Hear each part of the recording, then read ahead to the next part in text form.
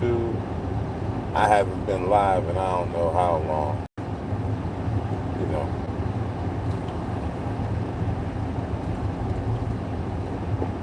I always get people to say this is I don't care about politics, and maybe I was raised different.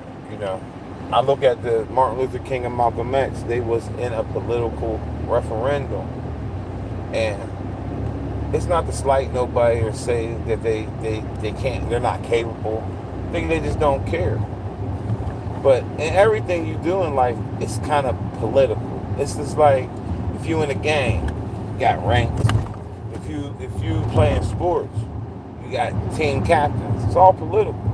It's just that I think people try to use I ain't political because it didn't work for them in that environment, but they're using a word that it collides with reality. Like they know things are political. Huh? They know when you get locked up, you even on this part, it's political. If you put in this certain probation system, it's political. Some people go to jail as political prisoners. You know, it's a lot of things that politics gets conflated in. So I can't be mad or disappointed or taken back. It doesn't teach me how to lose my drive. I've always had drive. Always had the ability to do shit on my own. You can't tell me I can't do that. That's just something that I was always told. Like, can't is a no-go. I've never played a sport, and I think a lot of it comes from sports. You get tired, you start breathing hard, your legs cramp up. You can't. Coach like, there's no such thing as can. And I just think that's just a way of life that once you develop that mentality, people will shun you, but it's because they don't have that support. They never played a sport. You know, if you never played sports, of course, can't is in your rendition. You can't compromise. You can't hear nobody. You can't listen to speak. You can't. It's impossible. You don't have the interest in doing something that you never conditioned yourself to do. Like I said, you can't knock somebody for something they're not interested in. It's just what it is. You know, I think that's the new formula of hate. If someone disagrees with you, you instantly double down on them and you try to look down on them because they don't do what you do. You know what I mean? So you look at that person's formula and you're like, I couldn't do that. I can't see myself doing that. All because that's not who you are. You know? My family, I got nurses in my family. I mean, I got people who actually have empathy in their heart. They design that way. And then another thing I think it is that when you're in the mob mentality, it doesn't matter brothers, sisters, aunts, cousins, that's a mob. If you're around a bunch of people that agree with you for everything you say, that's a mob mentality. And when that mob mentality kicks in, can't nobody tell you nothing because the people you trust. Don't mean the persons or the places you be in, them people don't treat you good. It's just the people you trust. You think that with the advice they giving you, it's more sustainable because even if you wrong, they gonna side with you. They gonna say, we family. That's all we got. We don't care if you do ugly shit. We don't care if you do shit to other people because we family. And they look the other way. So it's acceptable. You know, people can sustain that behavior because people don't look at it from the other side. They look at it as what they're raised to do. But somebody who plays sports, they know it's a team. There's no I. There's no individual. There's no such thing as a lineman being able to catch more footballs than a receiver. There ain't no such thing as a point guard getting more assists than the goddamn center. Now, do you have exceptions? You always going to have exceptions. But once again, you have to be developed to understand that there's always somebody bigger, badder, and stronger than you. And that's just the way of life. And you can't walk in fear. You can't walk in fear when you've seen the same people that say they can't change. That's why I always tell you, people will use you to become religious. They'll become a person that found God and changed their ways, and you still stuck in your ways because it's like that Island Boy said. He wants to tell on somebody that got him addicted to crack cocaine because it was a safe house and it was a place that he thought he can go have a minor addiction and people would sympathize with them. But it's all by choice. And God said there will be willful and unwillful sins. So you believing in the individual that says it's a safe house for people with addiction, it's still your choice to be in that house. You didn't have to go to that house to be safe. You could have went to the house of God and found sanctuary. But when you talk to somebody, and I've never seen it work, you know, you walk up to people and you be like this, that, and the third. You know, I'm on a real journey. And there's no reason for me to tell you what the journey is. Just experience it with me. Just tell by the way I talk. Look how I'm acting different. Would you think trauma is deals with? Hell no. Take you out to a community where trauma, it might be a different type of trauma, but it ain't the trauma that we condition ourselves to accept. Watching abusive television, day shows like sitcoms all day long, the days of our lives. Who the fuck wants to watch that shit all day?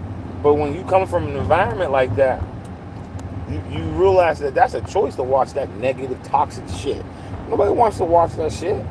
Nobody who got have experienced abuse or any type of neglect or any type of second class treatment, they don't want to watch shit that it reminds you of the people that you don't want to be like. You never want to grow up to be like.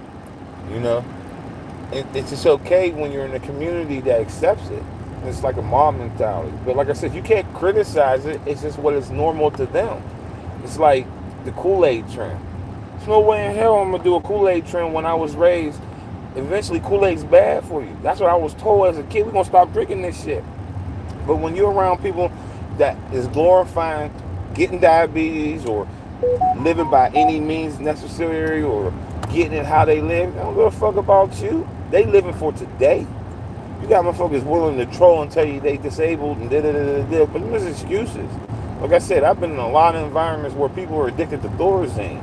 You don't even know what Thorazine is until you're in that environment. Then once you realize what Thorazine is, you're like, that's just like being a heroin addict in the street. You can't act right until you get your fix. It's how you perceive things. And if you have a strong appetite for understanding, then can't too many things get you out of character. And then what people do is they try to drag you out of character. But they don't understand what you're speaking on. It's like you're telling them this is the Holy Grail. I've never experienced this before. I ain't had to experience this before. And they want you to accept that they had to. It's crazy to me because when you break the cycle, you actually change other people's lives. You know? And on Father's Day, I just want men to understand that. You're loved by me. Every man who takes care of their kids and their family. You're never going to get recognized. You can bail a motherfucker out of jail. You can buy a motherfucker a way to get out of jail or get a car. All that shit.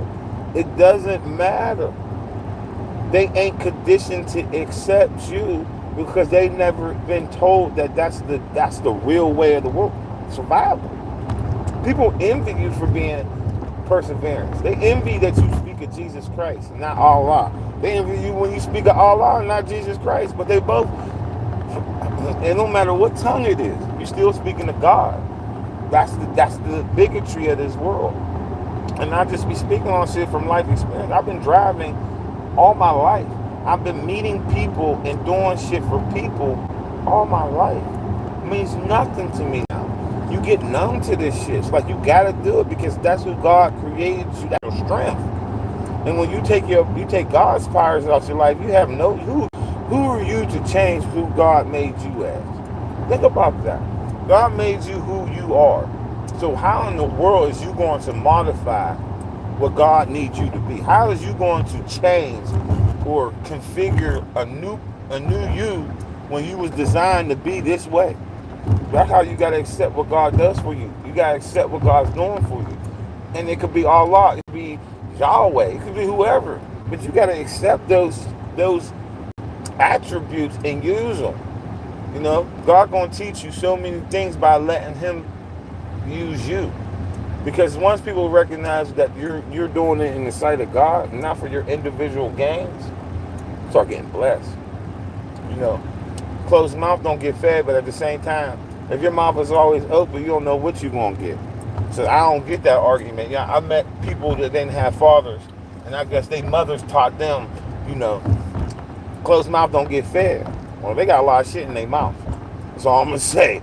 Because a closed mouth is always better when you listen first. That's a lot of things that people perceive of me. I wasn't allowed to speak. I was around OGs, original. And that means that I didn't have no experience in what I was doing. So it was a lot of coaching. It was a lot of mentorship. It was a lot of redirection. And if I spoke up, it was cool. But when I finally spoke up enough, they realized I got the hang of it. And now you can speak up for yourself and your mouth ain't closed no more. But I had to listen first. That's why I say people can't give everybody advice. People can't uplift somebody that's using you to find God. Because at the end of the day, they're going to have you strung out, burn bridges, all these things. And then they're going to be over here with TD Jakes talking about they gave themselves to God and they changed it. People are going to accept them for their change. Meanwhile, they was raising hell in the community. It's just like going to jail. You could have found God free. You wait till you go to prison to find Allah. But Allah and Jesus is the same entity. Maybe in jail, they more like a gang. So you run to them because you done kill somebody's brother, you done kill somebody's mother, and they on that ass. And they ain't gonna stop. So you go and get a goddamn mat and you gonna start praying every day, 5 times a day. But you could have been praying free all day long, and you'd have got a better blessing in your life by being obedient. See, one thing about being obedient, you look weak. But I tell you this, the more obedience, the more blessings. You know, no matter some people can accidentally recognize you on Father's Day, but they didn't because you was a father, and they know you're a good man. They know you're a good father. They can recognize that because they wish they had that. You know, they wish they had somebody in their life that was there all the time.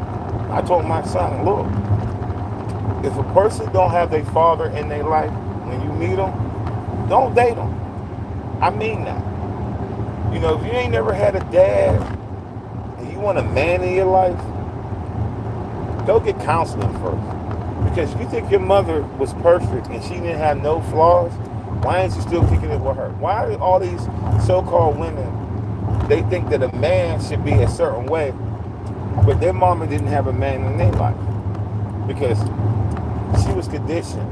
But when there was Jim Crow, when there was all these restrictions on freedom, women knew how to submit to their man. Women understood what the value of a black man was. But once they got their authority to take us to court, sue for custody, take the man out the house, Father's Day should be more about us rekindling the facts of fatherhood. Fatherhood is the most important thing young men could have, especially in their teenager, adult ages. You know, even I wish my dad had YouTube. My dad talked so much. I wish he had a YouTube page. You know why? Because I could go back to those pages today and my dad would give me words of wisdom. And I do a lot of this talking and representing for my son. So at the end of the day, one day if I'm not here, my son could be like, my dad left me money. My dad left me with a car. My dad left me with an opportunity. He left me with working class people I can go to. My dad left me with those things. He did. I could go to Ventos. I was able to go so many places when I was in my teenager 20s, 30s, and say, hey, remember me? I'm Stewie's son. Oh, what's up? You know, you want something to eat? I love your dad. You know, and that's important for these kids to understand how much people love you. You know, it's different when people say they like you. I'm talking about love you. Take a risk on you. And when people take a risk on you, that is mind blowing. That is the best feeling in the motherfucking world. When somebody doesn't understand, all you know is trauma. All you know is trauma. And when you adapt and grow, and people are like, you know what, I'm going to help you. I'm going to help you break the cycle. And when they do that, it uplifts your whole life. Because when you only know people that only know how to survive, you don't know nothing else. You don't experience nothing new because you stuck in this realm of dog eat dog. But when you get around people that favor ain't fair, you know, the pastor tries to word it in a way where it doesn't sound that way, but he always has to go back to favor. You know, God's favor on that cancer patient. Now, one person died instantly. The other person, they prayed, they did the things right, they ate healthy, and they lived a wholesome life. They ain't lock kids in no damn closet. They ain't mistreat their motherfucking families. They ain't cash checks in their father's name. They ain't do no evil shit. So, if you ain't leave no kids behind to uplift you, you was a deadbeat. It's hard for me to sympathize with you. Now, I don't think it's right that when your father dies, you go to the funeral and take the money. I don't think that's right. You should let your father rest in peace, because this is what's going to happen to your ass. Your ass is going to die one day, and your kids are going to take the check, and your ass is going to be left outside. And that's not right. You're going to be in some state property somewhere buried. That ain't cool either. So I don't think it's fair that kids think they got to get back on their parents, because you wasn't old enough to remember what it was like when your mom and dad was together. Kids riding e-bikes on the parkway. You should not be on the parkway with vehicles weighing 2 tons. Don't jump in front of me, motherfucker. I'm telling you now. Don't do it. Should have went around and up. Don't come over here. I just don't like people trying to gain when you know this is the law of attraction. If you want to drive fast, then do it the safe way. Don't come bullying your way over.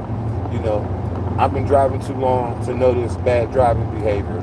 And when you go to trucking school, they teach you defensive driving. So people take you for blocking them from doing. No, it's defensive driving. Your carelessness is not going to change the momentum. You're not going to get nowhere faster. So you need to close that lane. You need to close that gap. You got to have stopping distance. And when somebody's jumping over, changing lanes erratically, you need to protect yourself and your clients.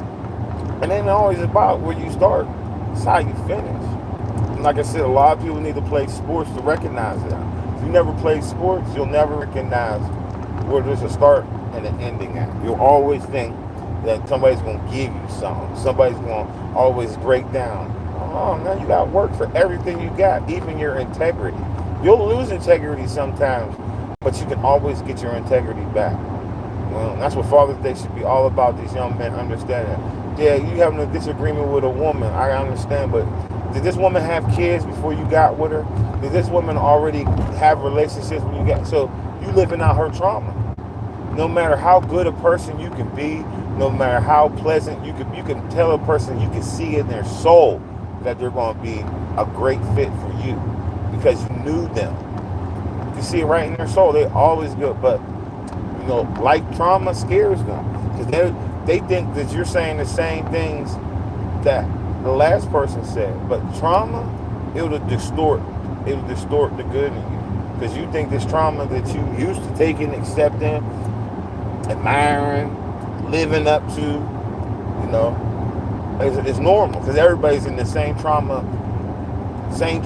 They all in the same trauma. So they think, well, he just talks a good game.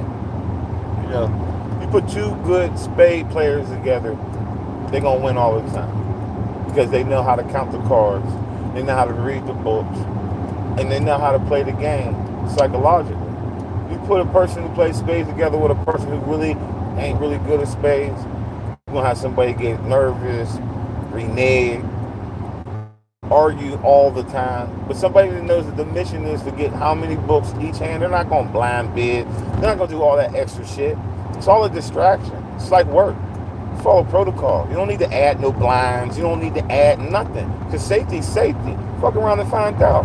If they say wear a safety harness, motherfucker, wear a safety harness. If you don't, if you fall, you die. What the fuck options do you got other than wear the safety harness? There's no exceptions to the rules.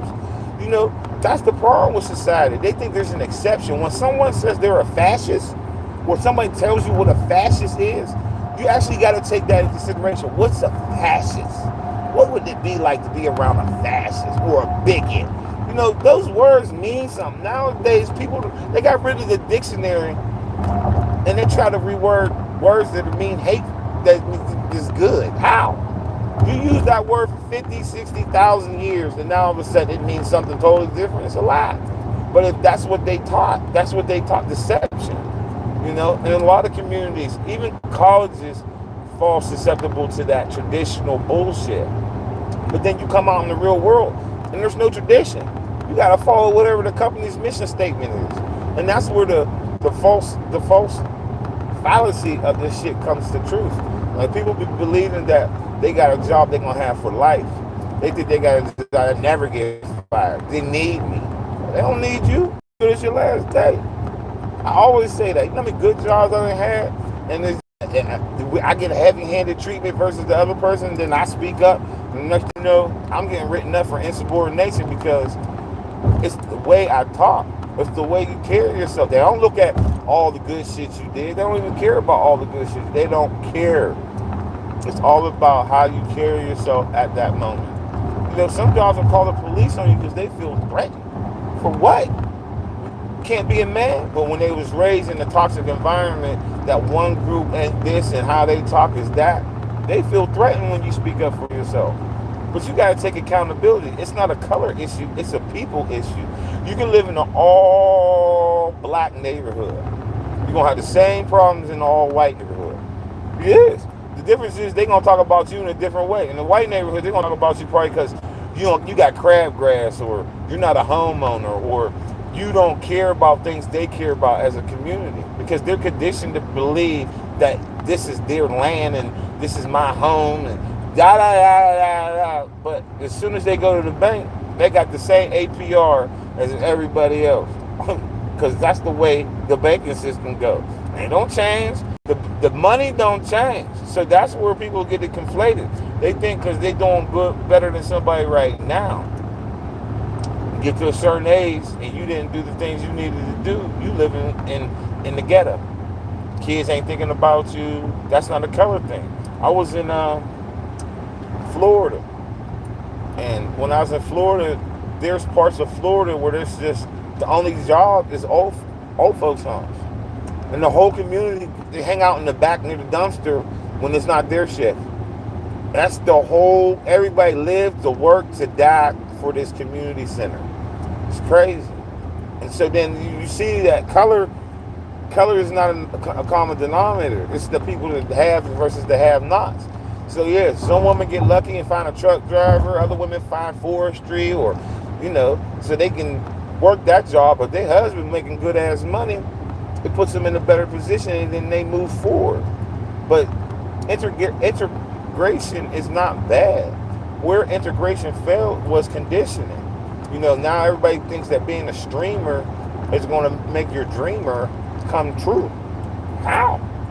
When utilities and data centers are being developed to create AI. You can't even watch television no more without them putting up digital propaganda that if you don't have the understanding that normally the car is facing, why is that car facing where they're pronunciating something different?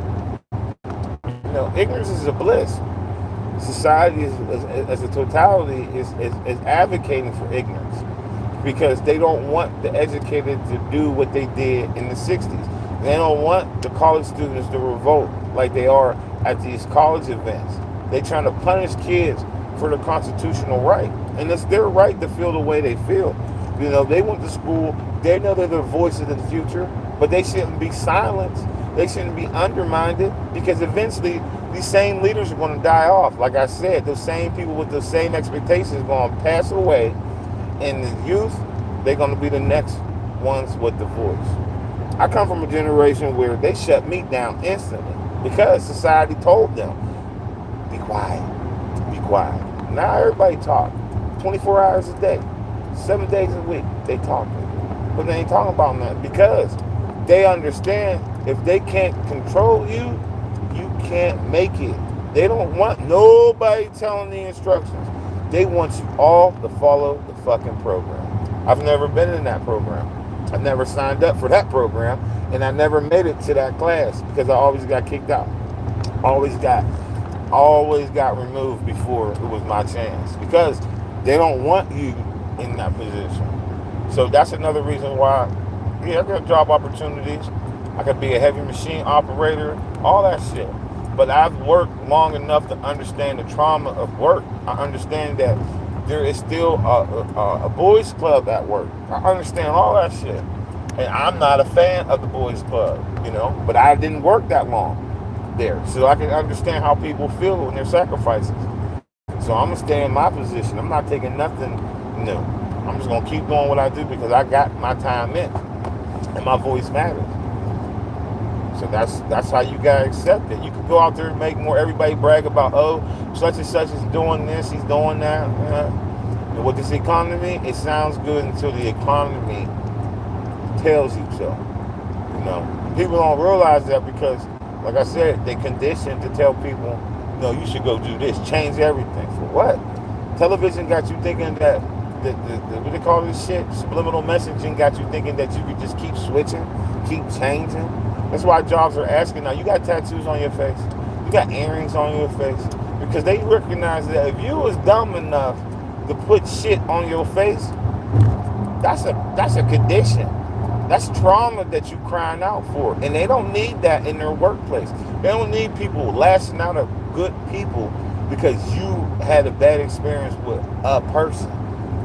That's not how it works. I've been in this industry for over 20 years, servicing people. Call it what you want. But they recognize their granddad. That's how you know this is a fucked up world. There's a jitney station in Homewood. Old man runs it. It's old. It's old as hell. Barely can walk. But you know what? He won't ever get robbed. He won't never get beat up. They respect him. He put in this work. Somebody like me, I go get a limousine, I start driving the hood, I'm going to get robbed and killed. Why? Because the mentality is you look like me, you act like me, you close to my age. I don't say you will be that old man. And you going to show you empathy and sympathy, and you ain't going to get it. Why? Because you reach so. Karma is real. I know plenty of captains that can tell you on their ship, they got bit by karma. And they didn't do everything. Especially people that think it ain't going to catch up with them. Karma catches up with all of us. You got to take it on the chin. You can't crowd. You can't have women ways for a man. A woman shouldn't have men ways. Simple as that. And when the lesson is not being learned by life, then God steps in. And if you can't follow God's simple order, it don't matter if you're a non-believer or not. You eventually get to the point where you're tired. And once you're tired, you learn. Treating others the way you want to be treated is fundamental. It's not an option. It's not something you get to do on a sometime basis. You got to stay consistent. God's watching you. Jesus is watching you. Allah is watching you. Yahweh is watching you. You think these people with money is happy? You're sadly mistaken, man. You're sadly mistaken. They happy when other happy people is around them. That's what I feed off. I see somebody do good, I want them to do good. I want them to keep doing good, because by them doing good, I'm doing good. That's how it works. But if you sitting there, and I loved it, these drivers, they come park their vehicles anywhere they want. That's completely saying fuck you. You're saying fuck you to that man and that woman that put 35 years into that business. When I started, motherfucker, you had to do, you got cussed out by your elders, and if you dared, you're fired. Now you think there's Uber, DoorDash, that shit don't make no money. That's a gig that you could be a jitney for all that. Go tear your shit up. Crazy as hell. How you making money off a game that these motherfuckers make proprietary moves on? They got licensings, they got permits, they gotta pay, all that shit. You think you just gonna come out here and just shit on somebody because you got the loudest, the most colorfulest, the most ADHD vehicle in the world? That don't change shit. That don't change nothing. You just got the loudest, most obnoxious bus on the road. You still slow as hell. You still can't make it when it gets slow time. You still got to call and see if you can get a cell contract to work. All that shit. But when somebody put in the work, that legacy cost becomes they bread and butter. And people are going to call them first because they know what kind of work they get. They know what kind of work they complete. They know what type of attitude they have when the tough gets going. Satisfy anybody's ego by telling them they're doing great. That's what's wrong with colleges right now. They take the whole goddamn team on a road trip. Motherfucker, you is on third string. You ain't never gonna play. But these schools, they gotta bring all the kids because they put it in the tuition now. Instead of making them earn their seat to play, then you grow up thinking, well, I was always selected. That ain't how it works. You ain't gonna be selecting everything. And then the people who never played the sport, I swear to you, they just be screaming, yelling. You gotta have some type of discipline. I argue with the police. I am guilty of not giving a fuck when authority comes. I'm not guilty of not caring. I don't care when they come. Like, what the fuck do you mean? If that's the case, you wasn't there when I was going through. Oh, hold up, dude. We're here for this. I don't give a fuck. Care? You just the police. That's just how I respond.